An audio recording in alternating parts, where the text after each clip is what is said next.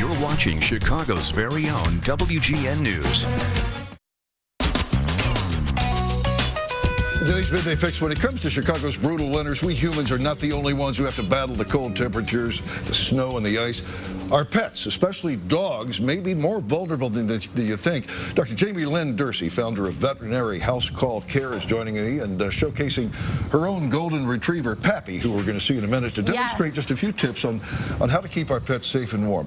You know, you don't realize dogs are subject to frostbite, just like we humans. You know, our extremities get cold, our noses, our ears, our fingers.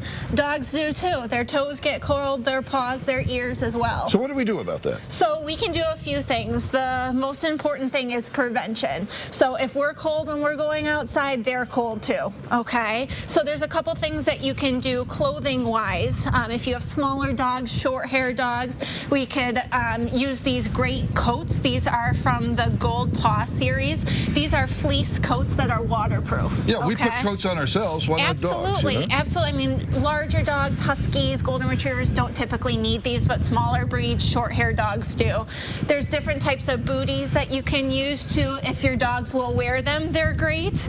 Different sizes, tread on the bottom. Do all dogs need these? Give me a temperature range where we might start needing these. I would say anytime there's ice on the ground or snow on the ground, these are a good idea. And salt is also a real problem. Definitely, for dogs, definitely. So there's different types of salt alternatives that you can use. I actually really like using kitty litter, just sprinkling that around. That's non-toxic. Morton makes a great safe alternative for salt as well. And if they do get salt on their paws, if you're walking them on the sidewalks where there is salt, what you can do is you can just take a washcloth just like this. I'll show you. And we're going to demonstrate on Pappy right Pappy, here. let's get over here. Let's show you stuff. All you need to do is dip this in. Pappy, sit. Or just give me your paw, and you just take their paws, wipe off the bottoms really well. No, we're using warm water here, obviously. Warm water right here. Just make sure that the bottoms look okay. There's no salt residue. He can lick a little after I wipe it, dry it off. They're all set to go. Right. And you also, Vaseline is also something we can use, right, to protect their paws if you don't have booties on them. Definitely. You can just take some Vaseline, wipe it right on the bottoms of their paws. There's definitely lots of different brands that are all kind of Vaseline based that you can use as well. Yeah, what do we look for if frostbite might be a possible problem? Sure, so you look at the tips of their ears, their paws. What you'll see is the skin will start to turn white at first because all the blood supply is leaving.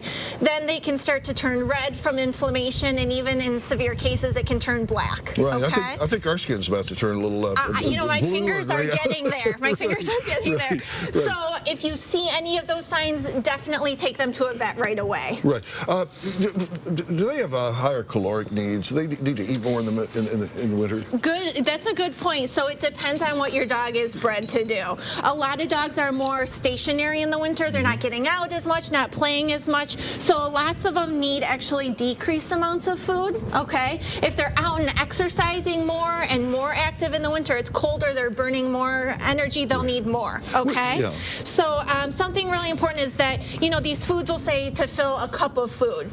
Well, this is a cup, this is a cup, this is a cup, this is a cup. They mean a cup. So 16 ounces. This is a cup. Oh. Okay. So look at the difference here. That's I got a it huge wrong. difference. A cup is not 16 ounces. A cup is about half that. Yeah, this is a full cup right here. So actually taking a measuring cup to do so is really important.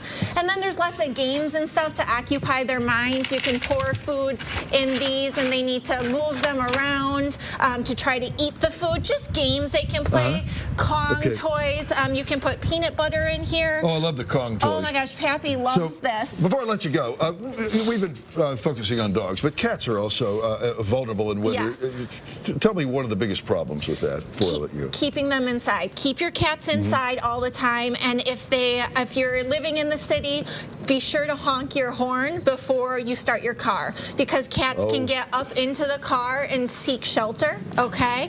And then just make sure that if you have antifreeze anywhere, that you keep it away from your pets. That stuff is so toxic. So toxic, this is can cause their kidneys to shut down in minutes. Dr. Jamie Lynn Dursey, thank you so much for being with us. For more advice and information, you can visit veterinaryyhousecallcare.com. We'll be right back.